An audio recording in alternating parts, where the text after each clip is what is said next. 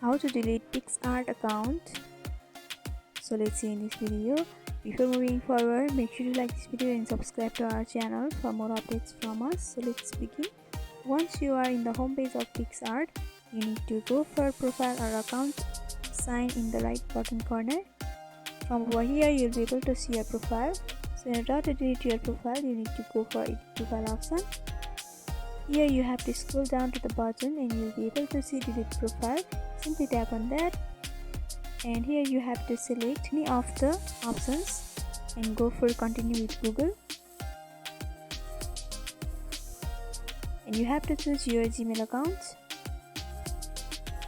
and after that you have to go for delete option and your account will be deleted. So by following this simple step, you can delete Picsart account. So hope this video was helpful.